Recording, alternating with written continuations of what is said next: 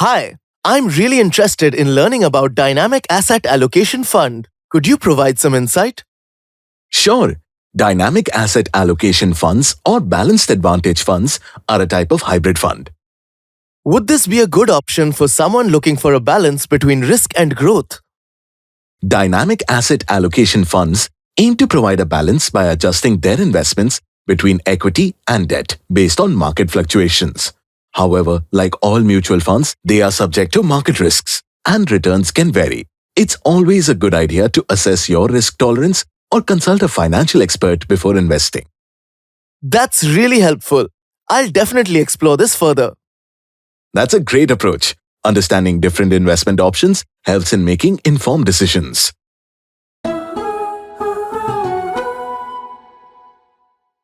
Mutual fund investments are subject to market risks. Read all scheme-related documents carefully.